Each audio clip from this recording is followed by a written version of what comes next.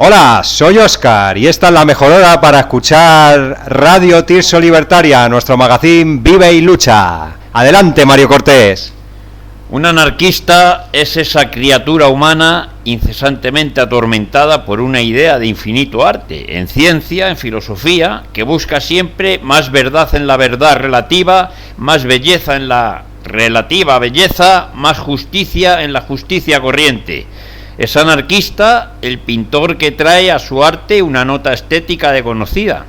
Es anarquista el zapatero que deja de ser una máquina en su oficio, y lo es también el sociólogo que instruye una forma social más justa, sin que haya el deseo de sistematizarse luego, de formar escuela y nuevas máquinas de imitación.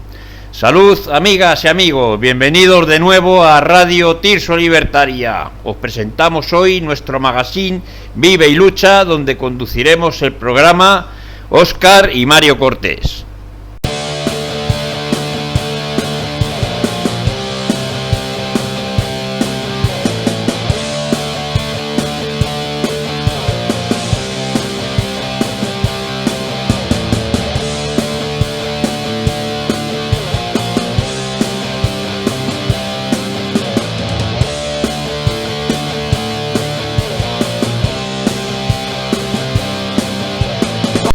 Esta es vuestra Radio Tirso Libertaria, una radio para todas las personas, una radio para la clase trabajadora, una radio donde tendremos diversos temas relacionados con la vida, la lucha social, los derechos laborales, la identidad anarquista, etcétera.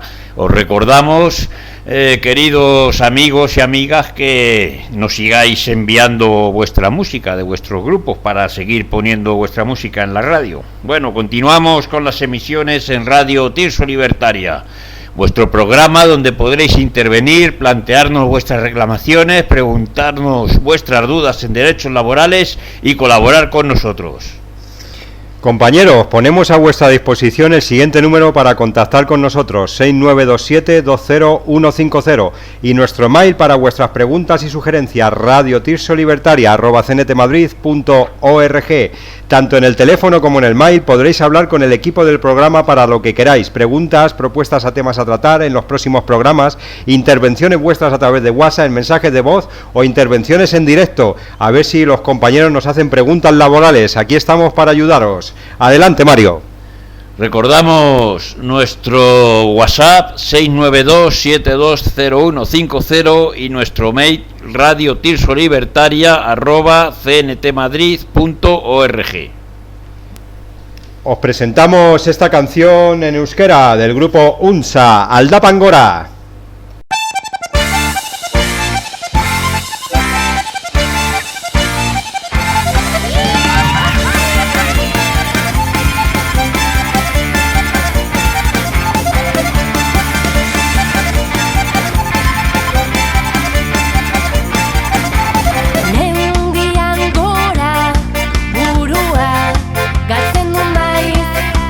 Herriko kaletan sarritan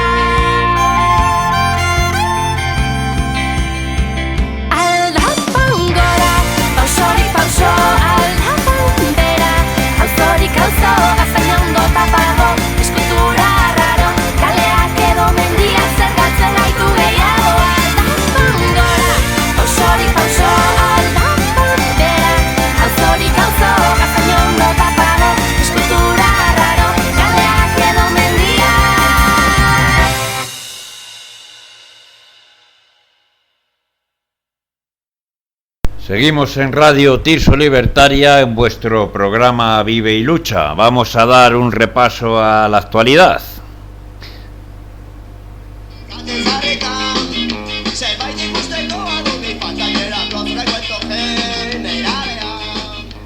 Bueno, amigos, pues vemos que está ardiendo España, ¿verdad? Arde España por los cuatro costados. Algunos nos quieren meter en la cabeza que es por el cambio climático, pero en realidad no todo es por el cambio climático. La mayor parte de los incendios son provocados por el hombre.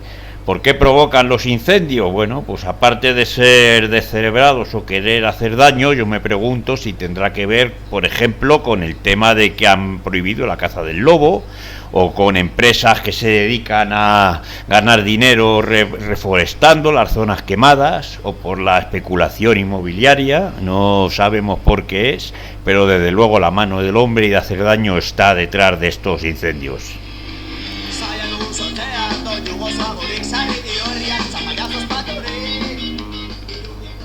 Efectivamente, Mario, hay muchas películas y largometrajes que se han hecho aquí en el Estado español que hablaban que esto viene de muy lejos. Había muchas conspiraciones y planes para quemar los montes. Y como digo, viene desde muy lejos y muchas veces ha habido víctimas y daños de personas humanas y el ecosistema, que es lo que nos sostiene a todos.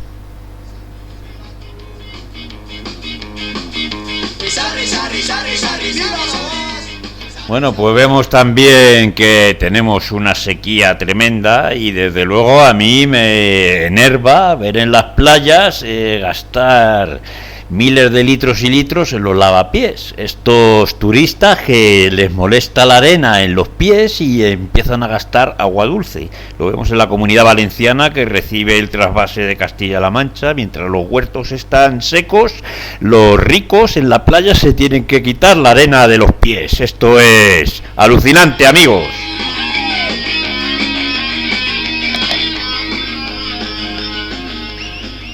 Un mundo artificial, insecticidas para matar a todas las hormigas que hay cerca de la piscina.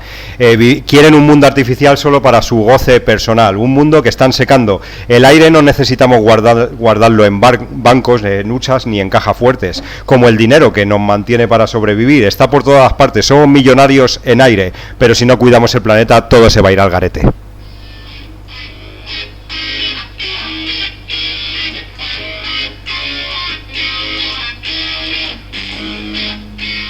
Mueren trabajadores por golpes de calor, pero claro, mueren siempre los trabajadores. Los empresarios y los políticos no les vemos que mueran por golpes de calor, ¿verdad, amigos? Porque ellos están con su aire acondicionado bien potente en sus oficinas, mientras los trabajadores, los de siempre, morimos por golpes de calor. Lo tienes claro, dice, ¿qué vas? Si vas buscando.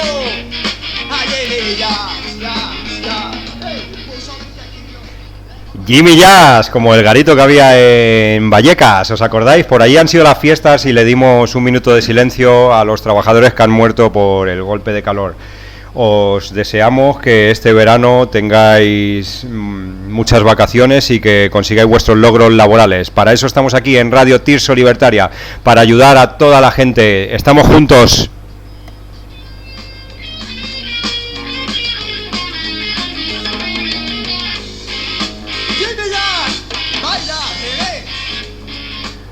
Bueno, y vemos desde luego con mucha indignación como por todo el territorio español siguen torturando animales, siguen divirtiéndose a base de torturar toros, de matar toros. Dicen que es tradición, pero desde luego no es tradición, es salvajismo. Y yo me pregunto ¿qué imagen estamos dando al resto del mundo, señores? Torturando animales en plazas, en calles y en pueblos. Esto se tiene que acabar ya. Efectivamente, Mario, no es nada natural, no es una tradición, no es un deporte. La naturaleza no ha inventado esa tortura, es algo artificial, es un sufrimiento, un goce que crea el ser humano. Y si pudiera hacerlo, lo haría con todo lo que puede. Se han hecho muchas leyes para proteger a los animales, algunas por dinero y por el Estado y sus intereses se siguen perpetuando. Un deporte Venga ya.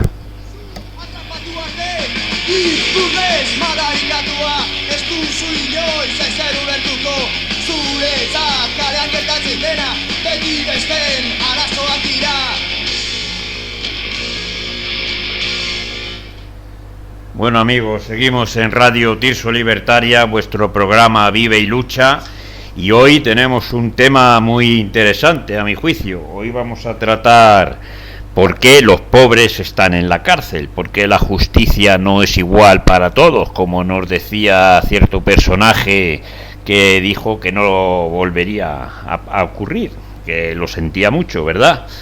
Como ya hablamos en un anterior programa, la criminalización del anarquismo parte 2 van unidos de la mano el entrar en prisión con venir de entornos de extrema pobreza.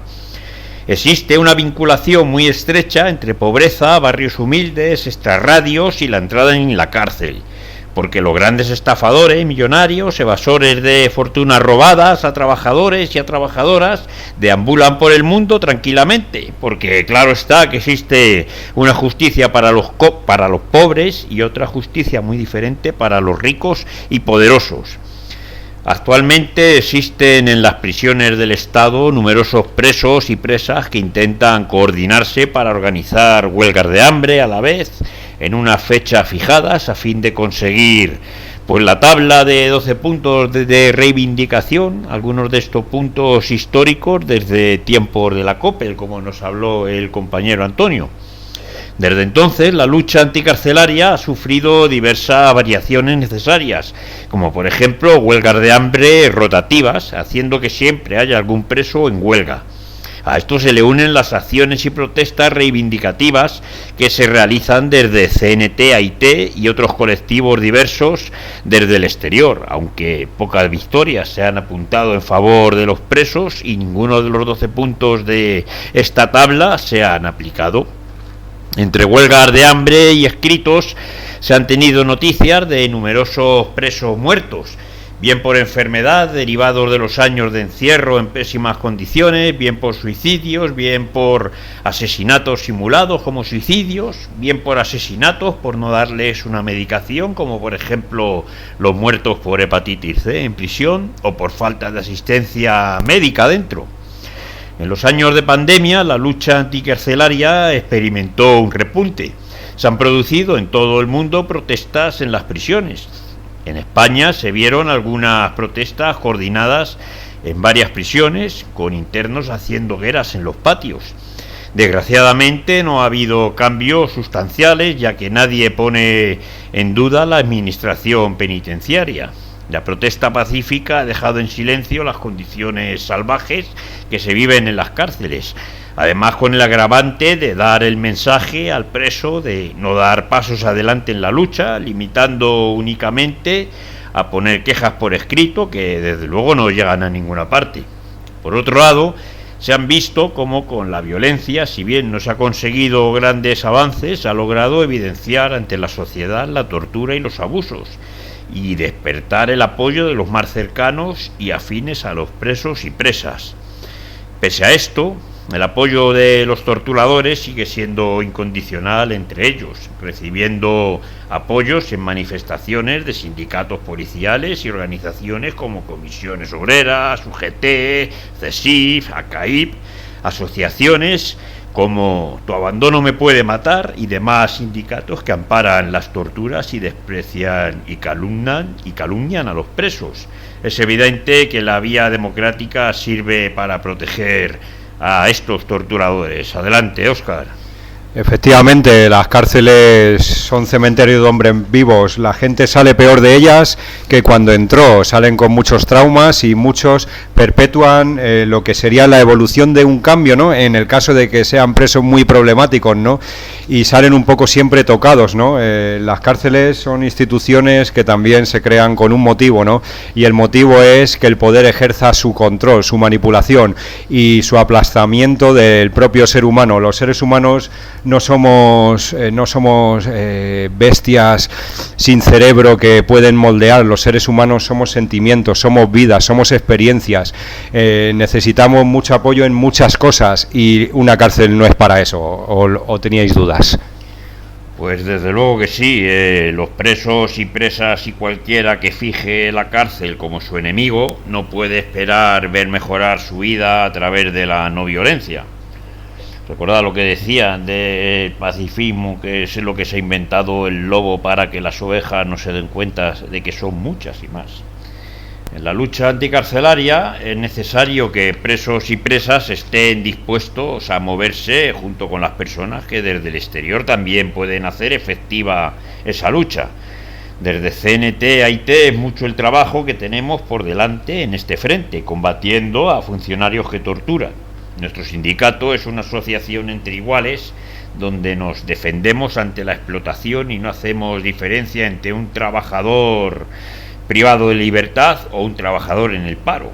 Los grupos propresos de los sindicatos, que actúan como la base de la lucha anticarcelaria, son nuestra fuerza contra el poder del Estado impuesto en los centros de tortura. La represión crece y crece si no se la combate, si no se denuncian los abusos. Bien sabido es por todos nosotros que la cárcel siempre busca el aniquilamiento y la disminución del individuo, por lo que superar los obstáculos e impedimentos puestos por la burocracia carcelaria solo puede hacerse mediante la movilización, solidaridad y el apoyo mutuo. El problema es la misma cárcel, ¿verdad? Los carceleros, los psicólogos, los trabajadores sociales, directores y evaluadores de la Junta de Tratamiento, los organismos humanitarios demócratas, los jueces de vigilancia, los policías, etc. Todo el conjunto del poder judicial y aparato represivo que se debe enfrentar para erradicar la tortura no puede ser derribado por reformas ni por decretos. La única vía posible y real es una lucha abierta contra la sociedad autoritaria, enfrentando la organización antirrepresiva contra la organización de la represión. Solo la asociación entre presos en lucha junto a personas fuera de la cárcel organizadas pueden erradicar las torturas. Lo demás solo es propaganda y apariencia. Hasta hoy las prisiones han sido un compromiso entre la idea bíblica de venganza, ¿verdad?, la creencia medieval de que el dominio, la idea del poder del terror y la prevención del crimen por medio del castigo. Lo que presos y presas no han hallado hoy en la sociedad es una mano auxiliadora que les ayude desde su niñez a desarrollar las facultades de su inteligencia y su espíritu, facultades cuyo desarrollo natural se ha obstaculizado por nacer en un entorno de pobreza, donde las malas condiciones sociales someten a millones de seres humanos que carecen de posibilidad de elegir sus acciones. Vivimos hoy demasiado aislados. La propiedad privada nos ha llevado al individualismo egoísta en todas nuestras relaciones mutuas. Nos conocemos muy poco unos a otros. Los contactos personales son demasiado escasos. Hemos perdido las relaciones comunales, que eran el nexo de unión y la verdadera fuerza de lucha de los trabajadores, excepto en organizaciones como la nuestra, la CNT-AIT, donde prima la colectividad, la solidaridad, el apoyo mutuo y demás. Precisamente por esto, desde el poder nos califican como un peligro para la sociedad. Quieren librarse de nosotros o impedir, al menos, que organicemos a la sociedad en valores como la igualdad, la fraternidad, la solidaridad, la lucha por una vida digna y la libertad. Nosotros, los anarquistas, queremos una sociedad diferente y lucharemos el tiempo que haga falta por lograrla. En esto consiste nuestra revolución social. El primer deber del revolucionario será abolir las cárceles.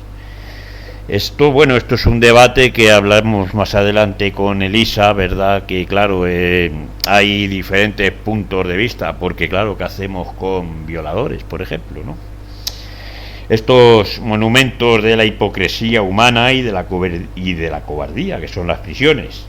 No hay por qué temer actos antisociales en un mundo entre iguales, entre gente libre, con una educación sana y con el hábito de la ayuda mutua.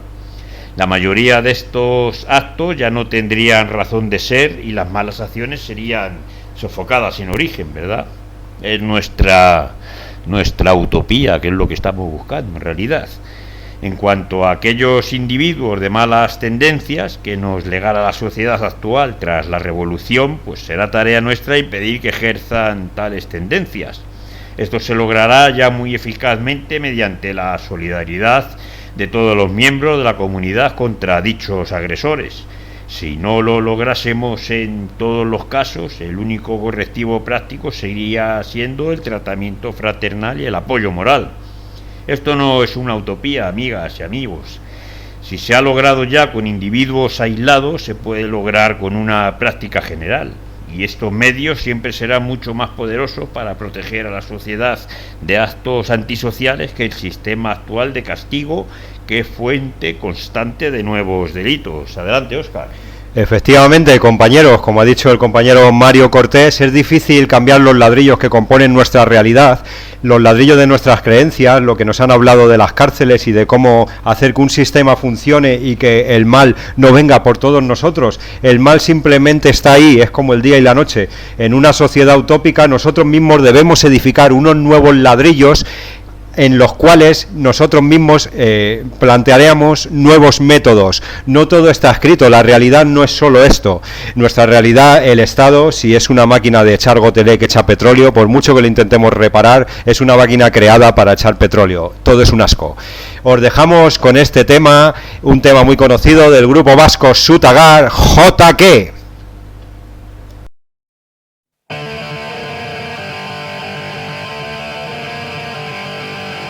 Nik ez diat inoiz esango, iregin beharra zein den. Nik aspaldi egin nien aukera, JK irabazi arte!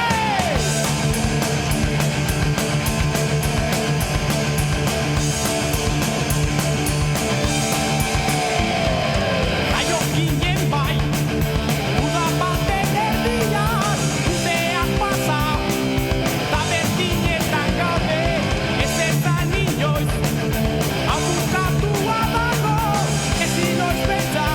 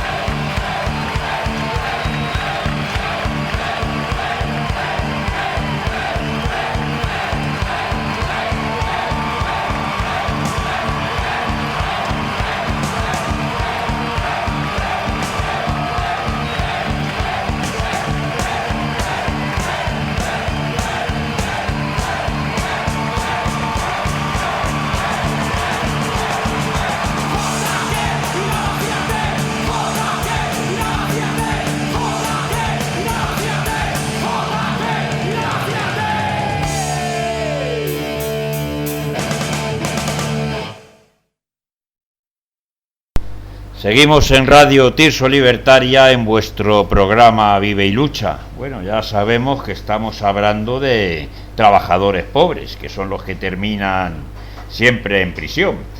Desde sectores ideológicos opuestos se ha relacionado la pobreza, o si se prefiere, la marginalidad social con la delincuencia. Así, las clases acomodadas en el periodo de industrialización veían con temor los suburbios de las ciudades, donde se hacinaban los que acababan de llegar de las zonas rurales atraídos por oportunidades de nueva industrialización. No ha sido esta perspectiva un planteamiento exclusivo de las clases acomodadas, sino que ha sido habitual que los más pudientes de los países más diversos identificaran la pobreza como fuente de todos los males, entre ellos la delincuencia. La pobreza, de acuerdo con este punto de vista, implicaría malas condiciones de salud y de higiene, familias desestructuradas, ausencia de educación y de valores sociales, y todo este pack conduciría irremediablemente a la delincuencia. Desde esta perspectiva, la caridad, la ayuda a los más desfavorecidos, es una manera de civilizar a los pobres y, en consecuencia, de prevenir la delincuencia. Adelante, Óscar. Efectivamente, todo mi apoyo a la gente más pobre. Lo hablamos en los programas anteriores, como el de la Cañada Real, que cuando una vida se va torciendo, como decía el refrán, no donde naces, sino con quien paces, pero no es así exactamente, porque muchas veces tiene mucho que ver donde naces, y si naces en una zona degradada, la propia vida es tan dura, los traumas, lo que te hace la propia sociedad, que todo eso es un grito que no hay que silenciar. Y cómo nos manipulan para los que estamos luchando, como en el caso de CNT-AIT, si toda nuestra lucha, toda nuestra solidaridad sale de este habitáculo donde nosotros habitamos y se baña por toda la sociedad, ¿dónde iremos a parar? Desde luego, así es, compañero Óscar.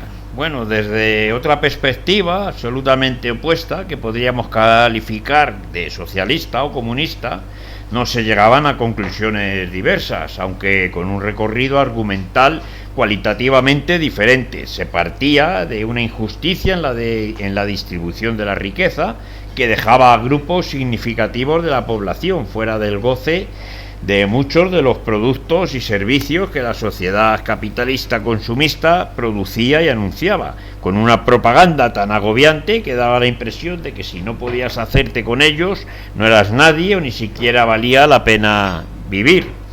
Esta injusticia no dejaría únicamente a un sector importante de la población sin un nivel equitativo de recursos, sino que además esta gente tenía que soportar el contraste de ver a otros gozando de manera ostentosa de más bienes y servicios de los que necesitaban. Unos no podían estudiar y los otros estudiaban las carreras que querían. Unos vivían en viviendas insalubres y otros poseían grandes mansiones, etc. En este contexto, algunos de estos pobres no tenían prácticamente otro recurso que la delincuencia para responder a tanta agresión y buscar un futuro. Habría pues que mejorar las prestaciones y los servicios que se ofrecía a estos sectores desfavorecidos para ofrecerles alternativas válidas que les permitieran orientar su vida de manera menos traumática, tanto para el sistema como para ellos. Desde esta óptica, hacía falta más justicia social para conseguir una sociedad más segura y menos delincuencia. La evolución de la delincuencia en los países de nuestro entorno ha desmontado totalmente este planteamiento. La delincuencia se mantiene como una ligera tendencia a la baja en todos estos años de crisis económica, ¿verdad? Fenómeno que no es nuevo, ya que incluso se han detectado descensos un poco más acusados de la delincuencia en periodos de recesión. Es decir, las hordas de pobres no se han tirado a la calle a robar a quien se pusiera por delante, ni a saquear tiendas y supermercados. La profecía, pues, no se ha cumplido. ¿Por qué? Pues la respuesta es que la delincuencia y la inseguridad no son el resultado de circunstancias y fenómenos complejos que no permiten simplificaciones infantiles. Los estudios sobre la relación entre crisis económicas no han ofrecido conclusiones claras. Es cierto que la desestructuración social, la violencia estructural, las injusticias evidentes son una buena simiente para el conflicto, para la delincuencia, para la violencia y para la seguridad. Pero esto no significa que los menos favorecidos, los pobres, tengan que ser necesariamente delincuentes.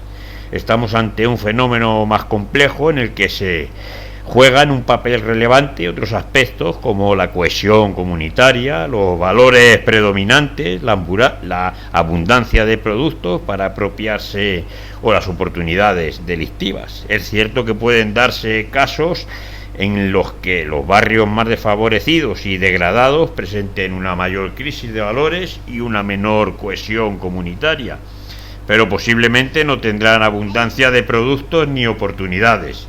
Es todo mucho más complejo. Seamos pues más serios a la hora de identificar las causas de la delincuencia y de la inseguridad y busquemos en los contextos concretos factores que lo explican de manera adecuada. Adelante, Óscar.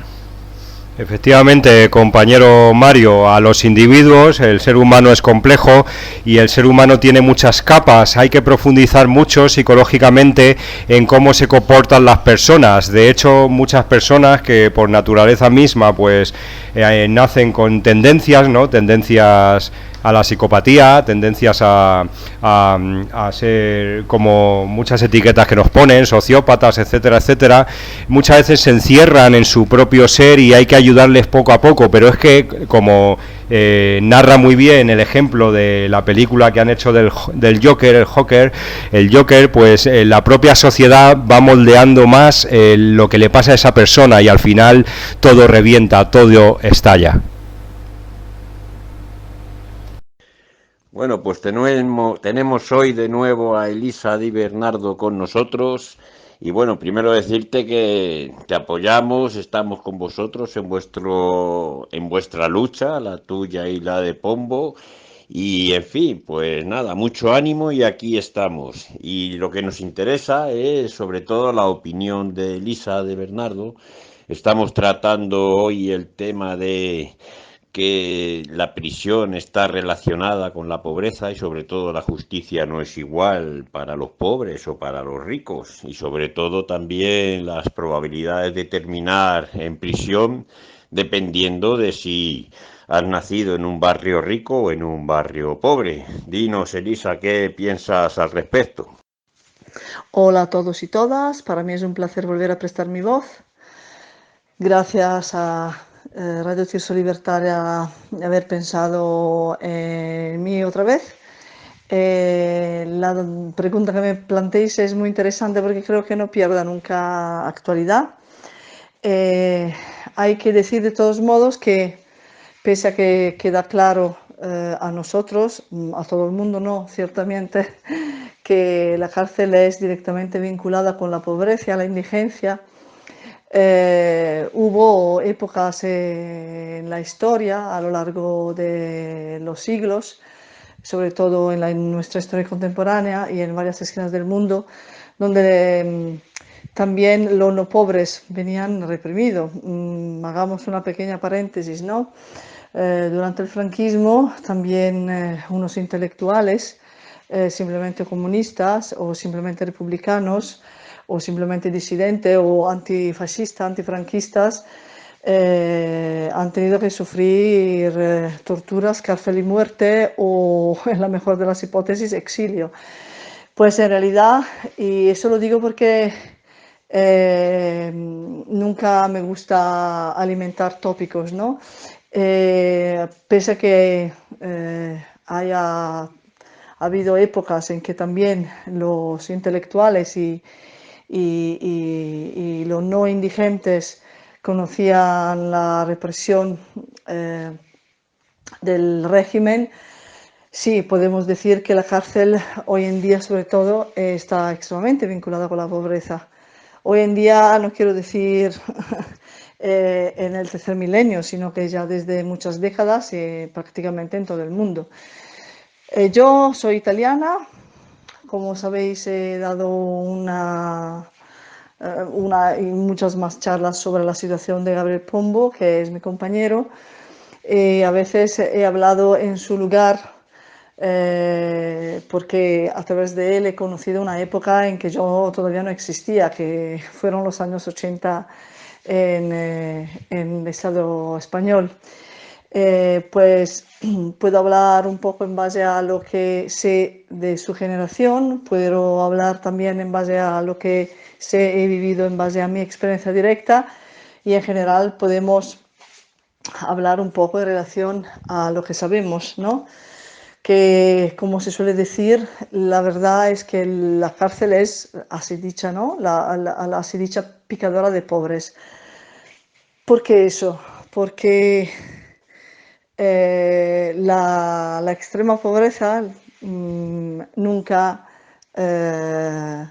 se ha casado muy bien con la libertad, pero no porque a los pobres no les gustaría ser libres, porque los pobres tienen que elegir dos bandos, o la obediencia a de por vida, independientemente del color eh, hacia cuál obedecer, o la rebelión, la gana y la necesidad o la convicción política de tomar la vida en propias manos, como por ejemplo ha hecho Gabriel en los 80, y buscarse los medios económicos para vivir y para defender, reivindicar la pobreza de un interbarrio o de todos modos de una colectividad muy amplia, porque la pobreza a nivel cuantitativo domina, para decirlo de una manera, ¿no?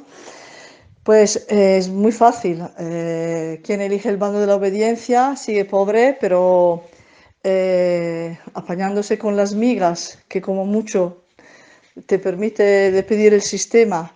Si sigues obediente pero pobres, no conocerás nunca la cárcel, aunque muchas veces pasa, ¿no? Indirectamente siempre hay quien tiene un miembro de la familia, un ser querido en la cárcel. Si eliges el otro bando, del tomar la vida en tus manos, está claro que tarde o temprano vas a conocer la tortura, la cárcel y no solo a veces la muerte. Pues el sistema represivo y cualquier tipo de Estado es por definición liberticida.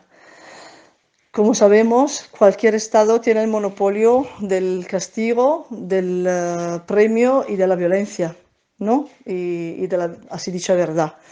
Pues en el momento en que se elige el bando de tomar la vida en propias manos, es muy difícil creer en la mentira de un Estado.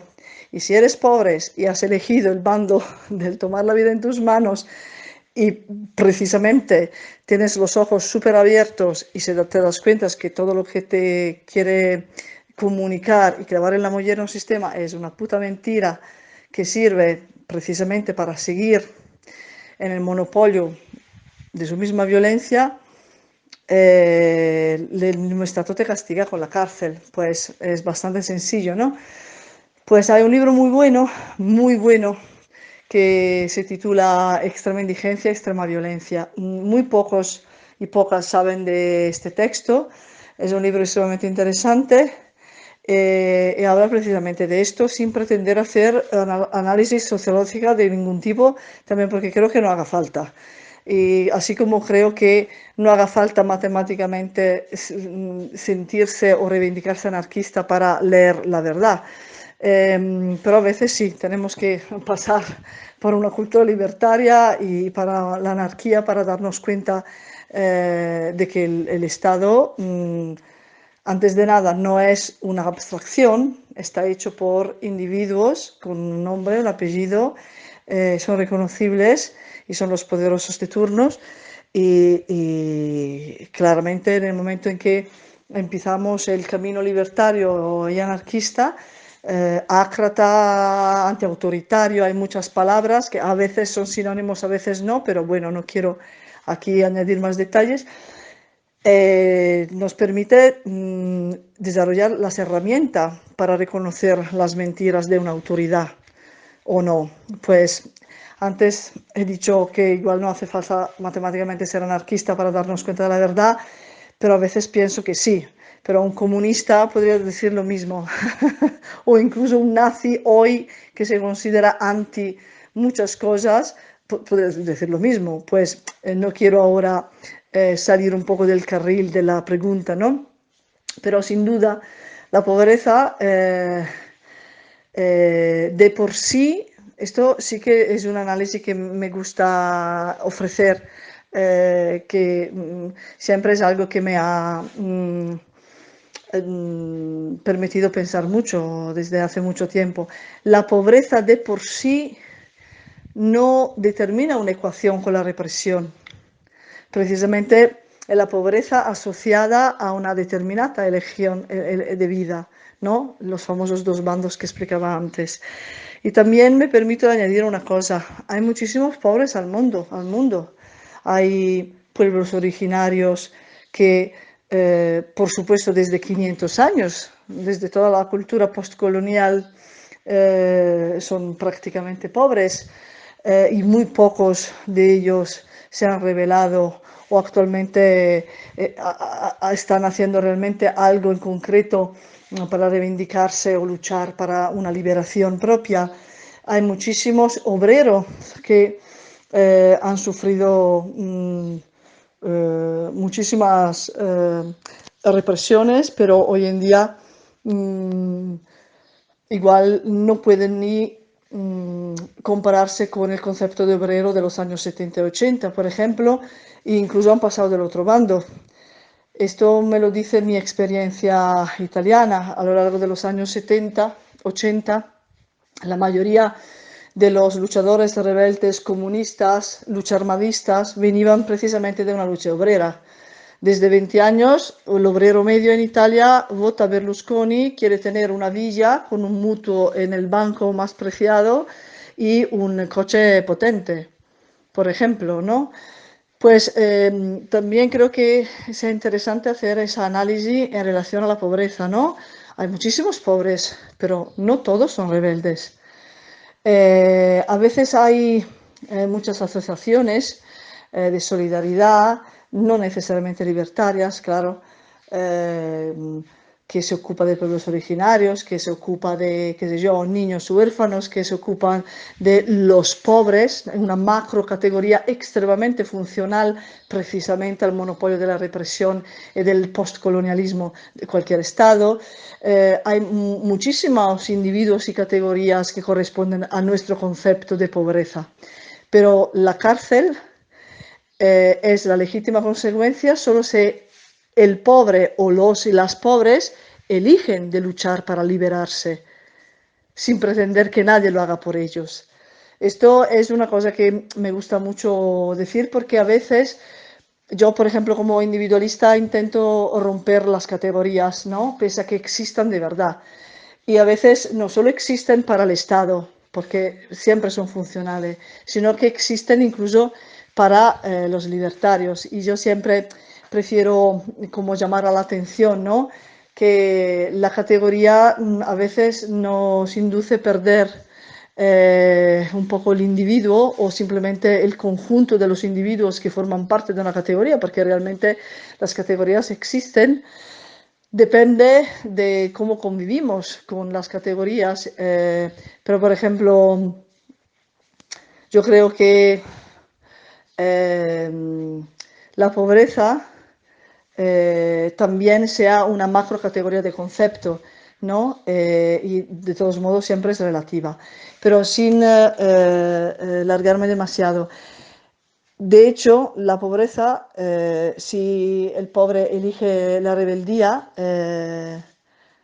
y no para convertirse en rico, sino para reivindicarse para quien es, ¿vale? Para no morir de hambre, para que no le roben la tierra, para que no ser explotado, porque muchos pobres han luchado de una manera más o menos teórica o práctica, pero relativamente inocua, para convertirse en ricos. Y eso también lo digo a la luz de una experiencia de la historia italiana. El movimiento del 68, por ejemplo, estaba hecho sobre todo de estudiantes y os aseguro que la mayoría de los manifestantes eran intelectuales, hijos de familias que podían permitirse estudios universitarios, por ejemplo, y que nunca o casi nunca han conocido cárcel.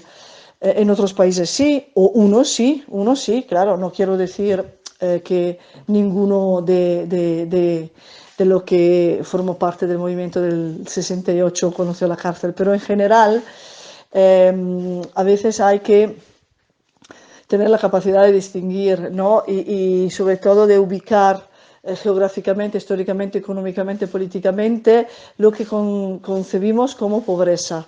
La pobreza, cuándo y dónde ha desarrollado algo que nos permite decir que la pobreza está vinculada con la represión y con la cárcel. No siempre fue así, ¿no? Pues esto lo digo porque no quiero que se generalice, porque generalizar a veces conlleva perder un poco el norte, ¿no? Pues, ¿y por qué lo digo? Porque, por ejemplo, a veces decimos, tenemos que ayudar a los presos, pero también los presos forman parte de una categoría bien funcional.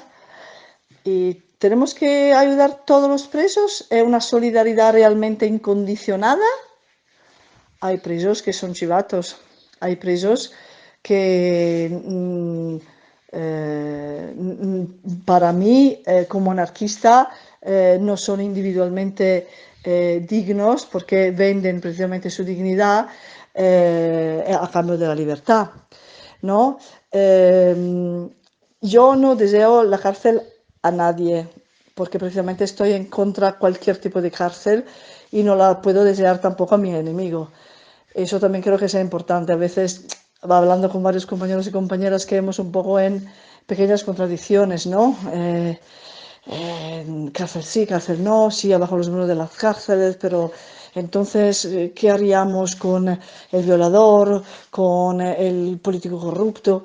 Bueno, esto abriría una paréntesis muy larga que no quiero profundizar ahora, que es la justicia en nuestras manos. En el momento que como anarquistas no creemos en la justicia del Estado, tenemos que tomar la justicia en nuestras manos. Pues evidentemente la respuesta a estas preguntas un poco dudosas es dejar abierta esta paréntesis y hablarlo, pero no es el momento. De todos modos, también los presos son una categoría, los pobres son una categoría. Hay pobres que seguramente no tienen placer en ser pobres, pero se convierten a lo largo de todas sus vidas en pedigüeños. Yo no siento de luchar para todos los pobres, exactamente como no siento de luchar para todos los presos o para... y los ejemplos podrían ser infinitos. De todos modos, dicho eso, justo para dejar claro que no hay que aplicar todo a todos siempre, lamentablemente es verdad que la cárcel es una picadora de pobres. Y no solo para los pobres que han elegido el bando de la rebeldía, porque eso quería decir que todos los detenidos pobres son rebeldes. Pues tampoco. ¿No? Entramos, es como, o sea, igual estoy dejando demasiadas palabras, pero mi intención es la de vislumbrar una especie de caleidoscopios de categorías que como anarquistas tenemos el deber de romper. ¿No? Precisamente para tener más clara incluso la solidaridad, ¿no? De todos modos, no todos los presos pobres son rebeldes, esto está claro. También el que trapichea con droga es pobre, diría incluso desesperado, y a veces se come una cantidad de cárcel increíble. Por ejemplo, pues si volvemos al enfoque cárcel extrema pobreza, claro, el sistema tiene todo el interés en golpear a los pobres, ¿no? Porque también representan un poco la molestia general del sistema. Un sistema hoy en día más que nunca hecho por el placer de la vida a través de falsas necesidades, por ejemplo, que es un mensaje constante que el sistema a través de sus medios de, entre comillas, información siguen bombardeando. Es un sistema donde domina la estética, a nadie, por ejemplo, le gusta ver el típico camello a la esquina del barrio más marginal de la ciudad que sea, ¿no? Pues, ¿cuál es el objetivo del sistema? Castigando a los pobres y ahora no vuelvo a abrir el discurso pobres rebelde o no, es una manera para eh, crear una especie de élite, creo yo, ¿no? Pues los pobres, ¿no? De hecho, se suele decir, los pobres siempre entran, los ricos nunca entran y los pobres nunca salen, ¿no? Que es verdad. Los poquísimos ricos que han entrado, los varios corruptos, para quedarnos en la historia de la España contemporánea, sabemos muy bien qué trato reciben. Privilegiados, salen de permiso después muy poco tiempo y van en la cárcel que eligen ellos. Nunca sufren lo que sufren los demás, la dispersión, la tortura, etcétera. No pueden permitirse abogados costosísimos que a veces lo sacan sin que le paguen ni un día de cárcel. Pues también la pobreza real, independientemente de la rebeldía, es eso, no poderse permitir un abogado que te represente y a veces dejarse vivir por un sistema penitenciario que te mantiene vivo, como fuera el Matrix, ¿no? Que te mantiene vivo. Si eres rebelde porque lo fuiste en la calle, claro, la tienes cruda también dentro y tu pobreza sigue la misma, pero sigues teniendo una dignidad y nunca has perdido el norte. Si eres pobre, sin más, simplemente tienes ganas de salir para, obviamente, volver a hacer lo que necesitaste hacer antes, porque no tienes otras opciones, pese a todas las mentiras de la rehabilitación, sigue ahí dejando que el tiempo pase sin más. La pobreza es una herramienta política. Yo concluiría diciendo eso. Y la pobreza es herramienta política exactamente como la cárcel. Pues en el momento en que la cárcel reprime a los pobres porque son los que más necesitan, para usar una palabra del sistema, delinquir para sobrevivir, que lo hagan con una reivindicación política o por toxicomanía, al sistema no importa. Al sistema importa eliminar lo que representan como un fallo del sistema, para usar otra vez una metáfora informática, ¿no? Es un fallo del sistema, precisamente es un fallo del sistema, pero ¿cuál sistema prefiere intentar entender por qué hay toda esta pobreza? Cuando la pobreza crea precisamente lo que se desea y lo que no se desea. Los indeseables también son funcionales al sistema. Los pobres, los presos, los negros, etcétera, todas estas categorías que he comentado antes son precisamente los indeseables. Pero sin indeseables, un Estado no conseguiría seguir actuando a través precisamente del monopolio de su violencia, su castigo, su premio, su verdad. Precisamente. Una pregunta podría ser, pero ¿por qué los pobres son los que menos obedecen a las reglas, ¿no? Para decirlo de una manera. Precisamente porque no tienen los recursos económicos y porque es el enorme monopolio de la riqueza en mano a los muy pocos del mundo que crea tanta pobreza. Y si los pobres siguen pobres y no quieren ser pedigüeños, por supuesto intentan buscarse la vida como pueden, independientemente, repito, de la rebeldía, y tarde o temprano caen en las garras del sistema. A veces vuelven pedigüeños en la cárcel porque necesitan salir, porque igual su medio de subsistencia ilegal, para decirlo de una manera estadohablante, era la única forma para mantener una entera familia, a veces muy numerosa, ¿no?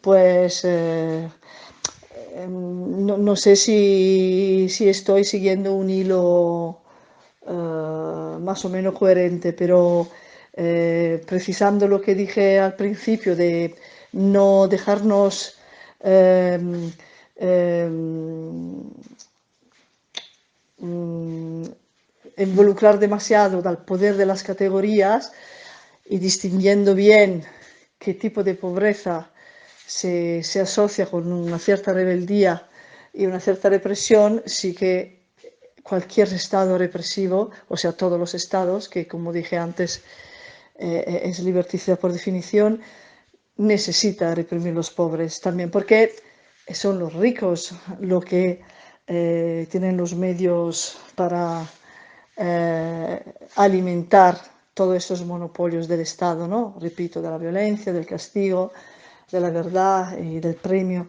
etcétera, ¿no? Pues sí, la cárcel es una picadora de pobres y no solo, llegamos a la evidencia más clara precisamente, o sea que la misma pobreza el sistema la convierte en negocio. Pues los pobres siguen pobres, pero a través de los pobres el sistema se convierte en un sistema siempre más picador de pobres porque siempre más rico, ¿no? Un ejemplo muy concreto de estos días. En la cárcel donde se encuentra encerrado Gabriel, están subiendo los precios de la comida del economado, algo que teóricamente no podría pasar porque no tienen IVA. Cada botella de agua sale casi 30 céntimos más. Una lata de atún ha subido el 40%. Son dos ejemplos, pero son mucho más.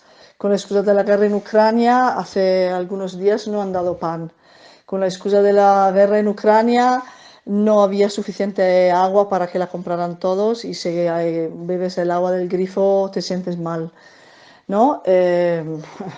Esto es una instantánea hipercontemporánea de la pobreza en la cárcel. Seguramente algunos de los más pobres de los presos ya no podrán comprarse el agua a este precio o ya no podrán comprarse el atún y muchas más cosas, por ejemplo, o incluso no pueden comprarse nada y apañarse con la comida de la cárcel, que es una comida literalmente enfermiza, por ejemplo, ¿no? Pues está claro que la pobreza convertida en negocio es hiperfuncional, por eso que también se puede obviamente decir que la pobreza en general se casa con el sistema represivo carcelario, porque a través de la pobreza se autoalimenta. Precisamente es como una hidra, ¿no? Que alimenta a través de los pobres sus tentáculos y así intentando silenciar cualquier forma de incomodidad. No uso en ese momento la palabra rebeldía precisamente a raíz de lo que quise comentar antes, ¿no? Pues sí, la cárcel castiga sobre todo a los pobres, el sistema castiga con la cárcel sobre todo a los pobres y sobre todo los pobres dignos que han elegido tomar la vida en las propias manos. Castiga también lo que no son rebeldes. Repito, porque no quiero que se equivoque. También los pobres no rebeldes vienen castigados y no queremos de ninguna manera dejar un mensaje de presos pobres de categoría A, presos pobres de categoría B, todo lo contrario, ¿vale? Pero hay pobres que en la cárcel para salir hacen cualquier cosa, convertirse en cualquier cosa. Por eso que antes dije que yo no siento solidaridad hacia todos los presos, está claro, ¿no? Eso no quiere decir que el sistema sigue teniendo una funcionalidad en reprimir los pobres. Claro es que si en la cárcel te conviertes en pobres, pedigüeños, obediente, te premian, porque el sistema del premio y del castigo cuyo monopolio está en mano al Estado, ¿vale? En la calle y sobre todo, ¿vale? En la cárcel, que como sabemos es el reflejo de la calle, ¿no? Pues está claro que si en la calle eres un pobre sin demasiada rebelión, pero un pobre que delinque, ¿no? O sea, que hace algo ilegal para vivir y sobrevivir y para dar de comer a los tuyos, adentro de la cárcel, en la super mayoría de los casos, te conviertes en obediente, chivato, etcétera, precisamente para volver a salir, para volver a, a tener tus medios de subsistencia, ¿no? De todos modos, al sistema no importa. Te castigan si eres rebelde de otra manera, pero te castigan también si no eres rebelde. Pero la diferencia cuál es, que si eres un rebelde, te castigan siempre. O sea, te castiga en la calle, te castiga en la cárcel, a paridad de pobreza, ¿vale? Si eres un rebelde que en la cárcel, o porque nunca has sido un rebelde, o porque renuncia a su rebeldía, sigues castigado, de todos modos el sistema tiene el medio esquizofrénico, que es el premio. O sea, si vuelves obediente, entonces yo te premio, te doy el tercer grado, te reduzco la pena, si te chivas más, ¿no? Pues yo creo que esta pregunta es genial, espero que mi respuesta no, no haya sido demasiado confusa, pero hay que considerar muchos matices para evitar precisamente tópicos simplistas que a veces incluso nosotros anarquistas sin querer lo usamos, ¿no? Insistiendo sobre categorías que en realidad tendríamos que romper. De todos modos, ya sabemos, los ricos si entran, salen enseguida, pero prácticamente no entran. Pues está claro. Y como vale por la cárcel, vale por la aplicación de las leyes. Sabemos muy bien que la maquinaria perversa de la justicia del Estado no se aplica de la misma manera a todos los así dichos ciudadanos. Si eres ricos, que hagas algo ilegal o no legal, al sistema importa muy poco porque confirmas la economía dominante y aunque te pase de rosca y hagas algo ilegal y te pillan, por desgracia, sabemos muy bien cuál es la alfombra roja que siguen no ofreciéndole porque precisamente el sistema jurídico no vale de manera igual y no le castigan como a otros individuos pobres, con todos los matices que he especificado antes, cuya maquinaria no se aplica de la misma manera, está claro, está clarísimo. A, no pueden permitirse abogados. B, aunque pudieran permitirse con a veces ayuda solidaria, abogados bien formados, simplemente como son pobres. Y aquí, perdonadme, quiero insistir, eso pasa sobre todo con los pobres rebeldes, o sea, la cuestión del aplicar la ley, yo lo enfocaría más bajo esta lupa, ¿no? O sea, salvando todo el discurso que acabo de hacer, yo creo que el discurso de la aplicación de las leyes sí que vale para categoría pobres, categoría ricos, pero también adentro de la categoría pobres, los pobres rebeldes le aplican la ley mucho menos que a los pobres no rebeldes. Esto es una evidencia, lo digo a la luz de mi larguísima experiencia de lucha anticarcelaria, mi experiencia como presa, actual compañera de Gabriel Pomo da Silva, que es uno de los presos de más larga condena de Europa, y compañera anarquista solidaria hacia mucho más presos y presas que conozco directamente o indirectamente en varias esquinas del planeta, porque es evidente, la rebeldía y la dignidad la castigan a paridad de pobreza mucho más. Antes de nada, a través de la no aplicación de la ley. Y luego, claro, también el sistema carcelario es mucho más duro, con quien no se deja doblegar. Esto está clarísimo.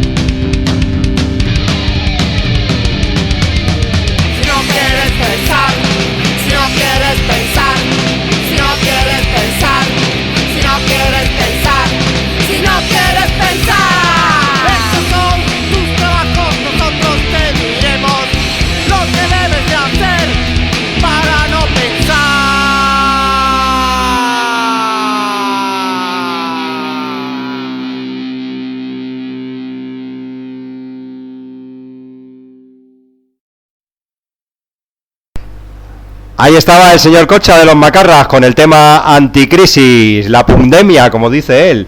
Muy interesante, ahora está metido en proyectos de ayudar a grupos de Cuba y está haciendo proyectos nuevos de ayudar también a más grupos, pero desde aquí, desde nuestra península ibérica y parte de Canarias y Baleares.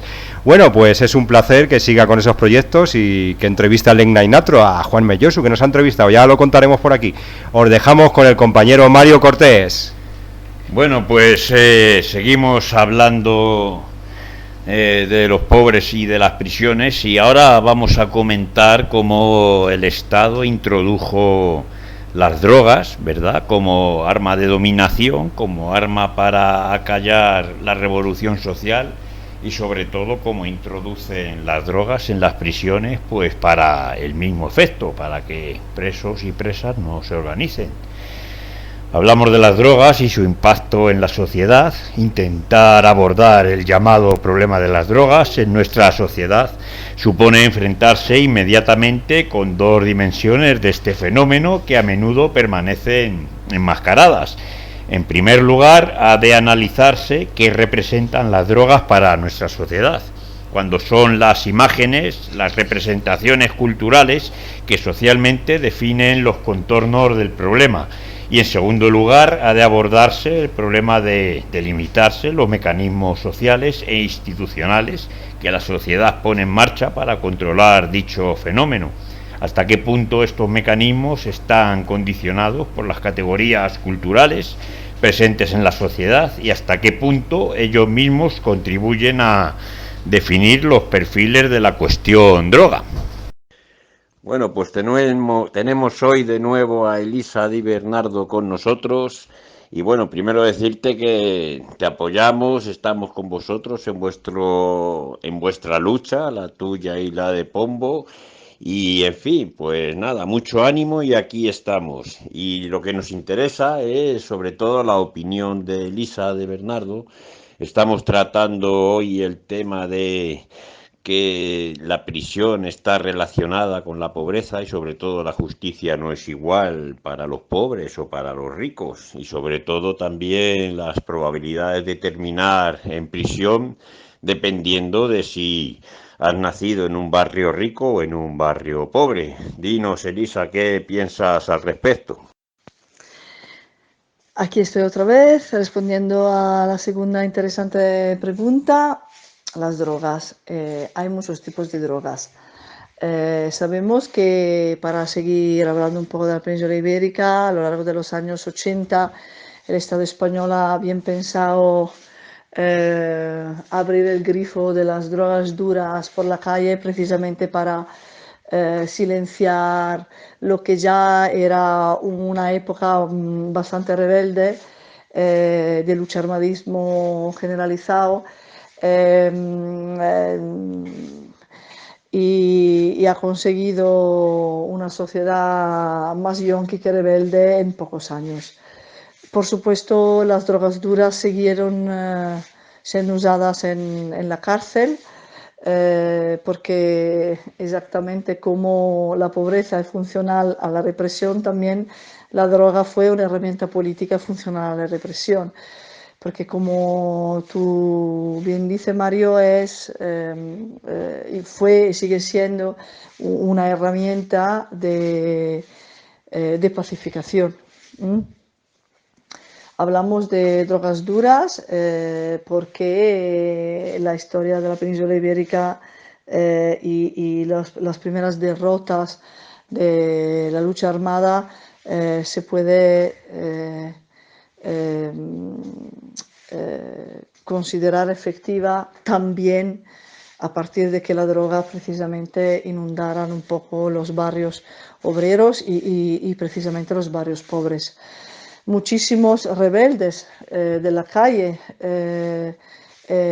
cayeron en la trampa de la droga a lo largo de los años 80 y con drogadicción entraron en la cárcel sin de todos modos perder su dignidad, y cada individuo luego tuvo experiencias muy diferentes. Hubo quien se volvió a limpiar, para decirlo de una manera, o sea, salió de la droga en la cárcel y volviendo a retomar el norte con reivindicación políticas y luchas dignas y eso. Un ejemplo es José Tarrio. Nomino José porque es muy conocido a través de su libro Huye, hombre, huye, pero hubo mucho más y hay que lamentablemente siguió y murió dentro. Pero claro, es que la pregunta legítima es, pero ¿cómo coño pudo entrar la droga en la cárcel que se supone sea hoy más que ayer, está claro, pero también ayer lo era, un sistema cerrado de control, etcétera, etcétera?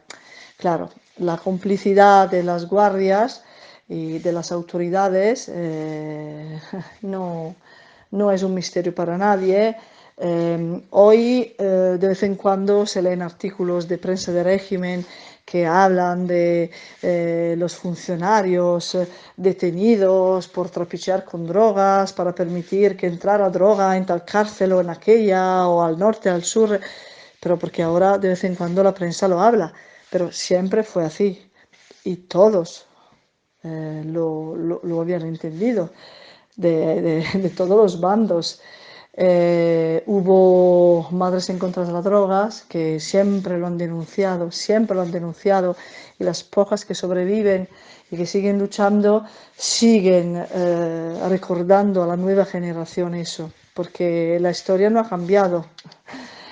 Madres en contra de la droga nació en los años 70 y hubo muchísimas muertes por drogadicción en la cárcel y la mayoría de las madres eran madres que habían visto hijos y hijas morir de eso. Hoy en día sigue así, pero también cambió algo, porque también la represión cambia estilo. No cambia mucho más, porque como siempre digo, el poder nunca es original, pero sí que ha cambiado. Ahora, además de entrar la droga siempre a través de los funcionarios, los carceleros, cómplices de esta pacificación, porque además ellos torturan y luego se venden como víctimas, ya lo sabemos, no quiero profundizar en este asunto. Tienen todo el interés en ver una población carcelaria hiper sumisa y silenciada por las drogas. Pero la droga ya no era las drogas duras de la época del vaquilla, para entendernos. Todo el mundo, creo, aquí conozca la imagen del vaquilla que delante de las cámaras se chuta heroína en las venas, ¿no? Por ejemplo. Ya no es esa época, ya es droga que se convierte en programa con metadona, que sabemos engancha mucho más de la misma cocaína, y que a veces te convierte en un yonki mucho más a de por vida que no la misma cocaína. La droga también es psicofármaco que a lo largo de los años 80-90 no se usaba como hoy, por ejemplo. Ahora, la verdad, yo diría 12-15 años, también en la cárcel para silenciar y pacificar todos, no solamente los rebeldes, también porque sigo con una actitud antitópico. En la mayoría de los casos, nunca quiero generalizar, nunca. En la mayoría de los casos, quien se reivindica políticamente es muy difícil que use drogas, que sea drogaduras, que sea metadona, que sea psicofármacos. Puede pasar, pero es muy difícil, ¿vale? Es muy difícil. Pues la macrocategoría de quien sufre ese tipo de drogadicción es formada precisamente para los pobres que necesitan estos fármacos, porque a veces, antes no quise decirlo, pero ahora que hablamos de drogas sí, la extrema indigencia hoy en día se asocia también a trastornos y no es una casualidad, no es una casualidad. Pues que yo sepa, ahora no recuerdo y no quiero tampoco nominar demasiadas cosas, pero hay una categoría de fármacos que simplemente te agilipollan, que se chutan cada X días o semanas. A quien, por ejemplo, tiene un brote de nervios o simplemente no le han dado su medicación diaria o no le han dado su dosis de metadona y con mil comillas, porque no me gusta usar esta palabra, se vuelve loco el preso de turno, la presa de turno, y para contenerlo le chutan estas mierdas. Y a veces no es extremadamente frecuente, pero sí hay casos. En Italia sí es frecuentísimo. Aquí más o menos, pero muertes por sobredosis de psicofármacos, porque a veces el mismo sistema ya de por sí enfermo y perverso falla en la suministración diaria del fármaco X o del sustituto de la drogadura X, y la persona con problemas de drogadicción y muchas veces con trastorno necesita algo y le dan la primera mierda que permite que se calle. Y a veces se calla para siempre. Eso ha pasado, por ejemplo. Hay que recordar que más o menos hace un mes, igual poco más, han vuelto a legitimar el uso de los cinturones de contención en más cárceles aquí en la península ibérica, y ya son cientos los presos que sufren esta medida de contención. Pues puedo dejar a vosotros imaginar si llegan a usar cinturones de contenciones, lo que te hacen, lo que te chutan cuando ya tú no te puedes mover. Mueren niños en centros de menores, lo sabemos. Nunca es una coincidencia, están contenidos de una manera físicamente y luego abusan de la imposibilidad, de la inmovilidad del chaval y hacen de todo hasta matarle. Para que se pare en un acto X, lo sofocan, ¿no? O sea, esto también forma parte de todo un cuadro de medicalización y drogadicción. Ya no es la droga dura de la cultura kinky de los 80. Ya no es solo eso. Las cosas también han cambiado. Tienen todo un equipo de entre comillas, especialistas que te chutan lo que haga falta para doblegarte. Está clarísimo. ¿Cuál es el problema? Que la dependencia es algo bioquímico, tampoco la puedes controlar con la razón. Pues si caes en esa trampa o si ya entras en la cárcel con esta,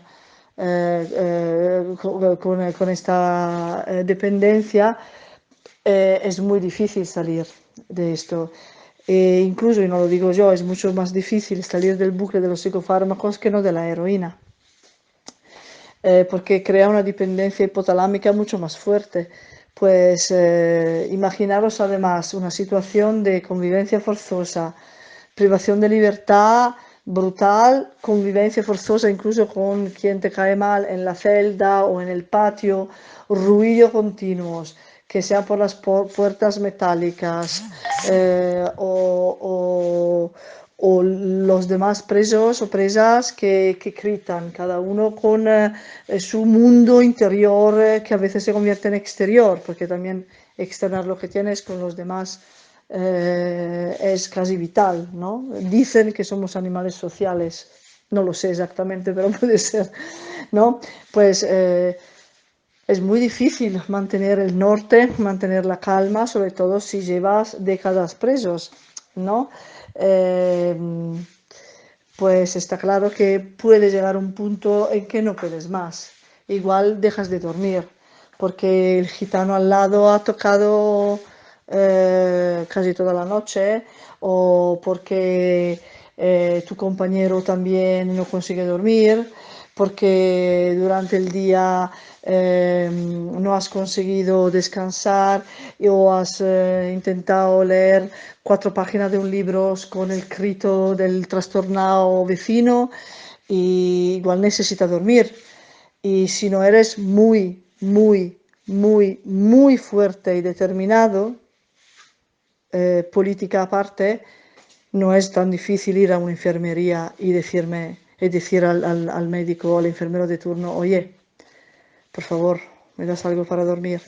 Luego te mandan de los psicólogos. El paso entre psicólogo y psiquiatra es muy breve. También es funcional al sistema represivo carcelario. Pues todo esto es el mundo de las drogas, no es solo ya las drogas cantadas por el cine kinky, no, no, no, no. Esas son las drogas más peligrosas todavía, pero legales. Eso también hay que decirlo. Sí que son las drogas legales. Pues si a veces la gente ingenua se escandaliza porque han detenido unos carceleros por haber metido drogas ilegales, nunca pensamos a las drogas legales que se usan adentro de la cárcel para pacificar la población carcelaria. El discurso puede ser mucho más largo, pero bueno, atención a también la definición de droga. Hay drogas legales que hacen mucho más daños de las drogas ilegales y de todos modos en mano al enemigo o a los cómplices del Estado liberticida, cualquier medio de destrucción y pacificación es peligrosa. Hoy es verdad, la mayoría de las veces te matan con una tecla, ¿no? Como dice Gabriel, ¿no? Ya lo he dicho, no te aplican una ley, es suficiente que teclen algo en el ordenador para que te salga un informe al lugar que otro, ¿no? Tienen todas sus técnicas refinadas. Pero también hay una fisicidad de todo eso, ¿no? El ejemplo de las drogas es un ejemplo excelente y tristísimo, considerando que cuando se supone el preso o la presa vuelve en la calle, no puede dejar de tomar estas drogas porque sería extremadamente peligroso. Pero como seguimos de todos modos en la categoría de la pobreza, a veces, por ejemplo, he conocido casos de gente que está en la calle y trapichea con los mismos psicofármacos para mantenerse, ¿no? Para subsistir otra vez, para seguir tomándolos o para seguir tomando drogadura. Pues a este punto me queda particularmente claro cómo el confine entre droga legal y droga ilegal ya se vuelve borroso, ¿no? En una situación tan trágica de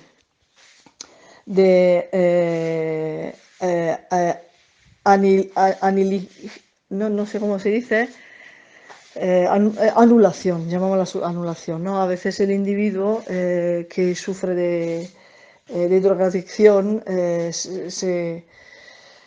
se encuentra muy cerca a la anulación de su misma individualidad. Por eso, pues claro, el sistema tiene extremadamente alto el interés para que no haya rebeldía, ni haya pensamiento. Ni haya pensamiento. Ya no entramos en la cuestión de la rebeldía, de la reivindicación política. No, no. Si uno no piensa y obedece o tampoco obedece, simplemente es un zombie, mejor todavía. Mejor todavía. Pues eso, pues cuidado las drogas. Un querido compañero que sigue preso en Francia hubiera tenido que ser liberado, pero estamos peleando para que vuelva en la calle después de muchas décadas de prisión, que es un compañero italiano que sufrió muchísima cárcel en España y actualmente en Francia, se llama Claudio Lavazza. Escribió un libro muy, muy bueno. Ahora, perdonadme, que lo tengo en italiano y en español y no me acuerdo cómo se titula cada uno porque se transformó un poco el título. Creo que en español se titule Vida de un irreducible. Tengo una duda en este momento, tenéis que perdonarme. Pero bueno, él dice una cosa extremadamente interesante. La droga, él nunca cayó. Él es hijo de las luchas obreras de los años 70 en el norte de Italia. No me meto aquí a contar su historia, pero nunca se enganchó en la droga, ¿vale? Pero hablando en su libro también de todo lo que pasó con la droga en Italia, porque lo que pasó en España en los años 80, o sea, del grifo de la droga en la calle, en Italia pasó una década antes, en los años 70, que no fue un caso, precisamente como aquí en los 80 era la década donde más se estaba desarrollando la rebeldía, el luchar-matismo, sobre todo por parte de los comunistas de los barrios obreros.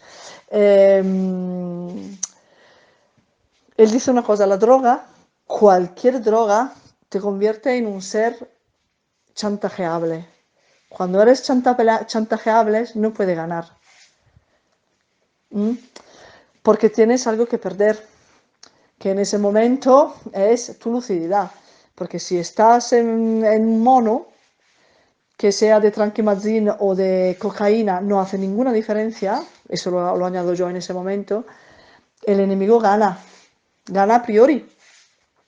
Pues la droga no nos permite tener el norte bien claro. Y con esa frase de Claudio os agradezco y espero que siempre haya mucha gente que os escuche y os deseo mucha salud, rebeldía y viva la anarquía. Efectivamente, querida amiga Elisa Di Bernardo, las drogas dominan la voluntad y muchos seres humanos, como si de espíritus subyugadores se tratase, nos subyugan unos a otros, también utilizando la droga y nuestra voluntad, nuestras decisiones, incluso los sentimientos que tenemos. Todo comienza en decisiones. Las decisiones nos llevan hacia la libertad, y cuando algo abraza, ata cualquier tipo de decisión que tengamos, nos tienen bajo control. Como decían de la democracia perfecta, vivimos en una sociedad que tiene una dictadura perfecta, porque no sabemos que estamos en una dictadura, es perfecta.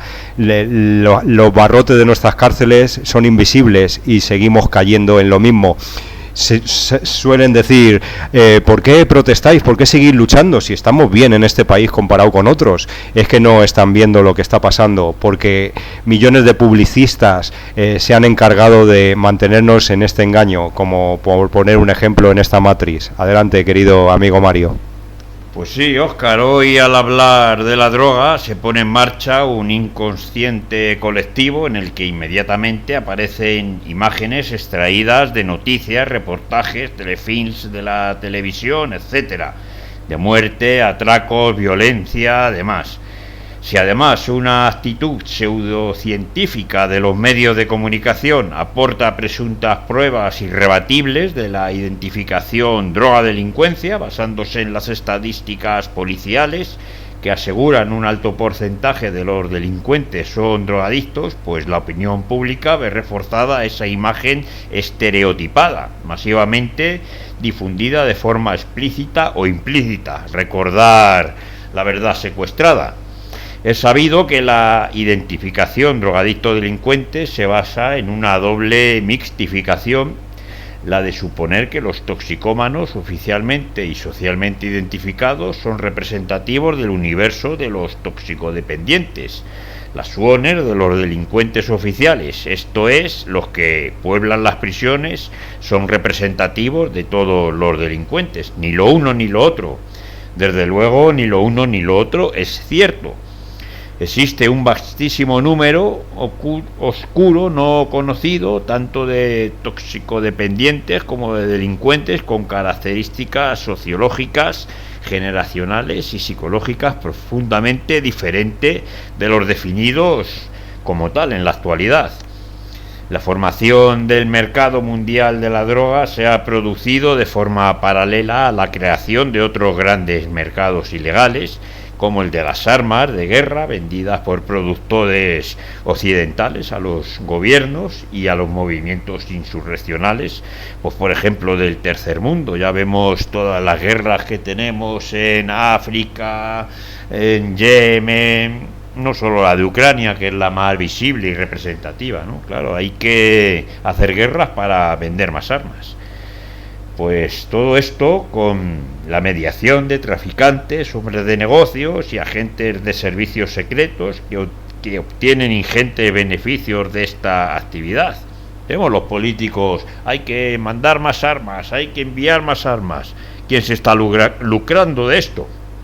Bueno, hoy, a pesar del objetivo proclamado por la legislación penal de dirigir sus golpes preferentemente contra los grandes traficantes, de hecho la situación de ilegalidad ha hecho aumentar enormemente la tasa del beneficio y en consecuencia ha hecho posible la creación de estructuras de poder inmenso, inextricablemente unidas a las redes financieras y económicas legales y capaces de intervenir decisivamente en las grandes opciones políticas y económicas de los estados, incapaces de intervenir decisivamente contra esta estructura. Esto básicamente es lo que es la OTAN, ¿verdad? La mafia de la guerra. Adelante, Óscar. Un placer haber estado de nuevo con Mario en Radio Tirso Libertaria. Hemos empezado el programa hablando de arte y deciros que, como decía yo, millones de publicistas nos han creado esta realidad con sus ladrillos, economistas y la conspiración del poder, ¿no? Las grandes élites, como decía el compañero Mario Cortés cuando estuvo en Europa, viendo la sede de donde se reúnen todos los políticos. Recuérdanos cómo se agrupaban ahí, cómo se administraba todo aquello, Mario, en Europa. Sí, es que es increíble ver la Eurocámara, Bruselas, cómo los políticos son simplemente títeres. A mí me llamó mucho la atención. Pues bueno, para moverte dentro del Europarlamento tienes que tener un pase, hay mucha seguridad y demás. Entonces allí están los lobbies de poder, y es curioso ver cómo hay ciertas partes de la Eurocámara que los políticos no pueden entrar, que están reservados exclusivamente a los lobbies. Y desde luego el lobby de las armas tiene un inmenso poder dentro del mundo. Efectivamente, quería recordar eso porque cuando nos sentimos abatidos con una sociedad, unos ladrillos que nosotros no podemos derribar porque el poder lo tienen durante muchos años, no penséis eso, somos un segundo en un universo tan inmenso. El universo tiene muchísimos millones y millones y millones de años. ¿Dónde está su poder y esa insignificante vida? Nosotros hacemos ese cambio, toda la sociedad se mueve con nosotros. ¿Os habéis dado cuenta de que ese poder tan inmenso y tan esclavizador que es un Estado va cambiando en muchas ocasiones sin que ellos quisieran que cambiase? ¿Por qué? Por nuestro positivismo, por nuestra lucha y por nuestra energía. Ellos no quieren que cambie porque tienen todo el poder, pero nuestra masa y nuestra energía lo consigue. El universo es movimiento. Hablaremos de eso, pero si queréis podéis oír un programa de una radio amiga que he estado compartiendo a los compañeros en nuestras redes sociales de CNT. Espero que muy pronto tengamos también la red social de Radio Tirso Libertaria, en la linterna de Diógenes, espiritismo y anarquía. Hablaba de eso mismo, de esa música que es el universo, esa música en la que todo se mueve, que nuestra danza revolucionaria sea también una música. Despedimos el programa y luego nos vamos a despedir de vosotros, pero no sin antes dejaros con este tema que se llama... Bueno, el euskera es patrimonio de la humanidad, ¿verdad? Un dialecto. El otro día a una chica de Extremadura se metían con ella por su forma de hablar y estaba hablando en extremeño, ¿no? Y se metían con ella, no saben que era su forma de hablar. Fermín Muguruza nos deja muchas canciones en euskera, pero vamos a poner una de las suyas. Euskera, Asturias, significa agua de roca, Asturias, qué curioso. Esta no es en euskera, cuando todavía la cantaba en el idioma de los comuneros castellanos.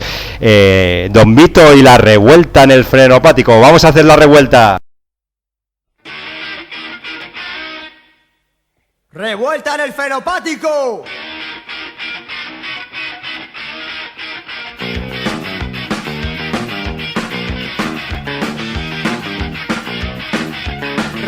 el fenopático, el hombre del tiempo arcado, por haber informado.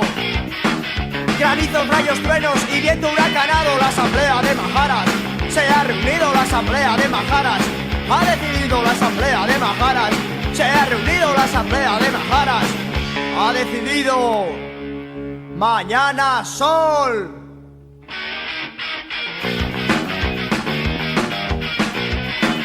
El hombre del tiempo les plantó cara. Mañana hará el tiempo que a mí me dé la gana. Revuelta del fenopático, el hombre del tiempo horcado, y todo por haber juzgado al telediario, y todo por haber juzgado al telediario. La asamblea de Majaras se ha reunido, la asamblea de Majaras ha decidido, la asamblea de Majaras se ha reunido, la asamblea de Majaras ha decidido. Mañana sol.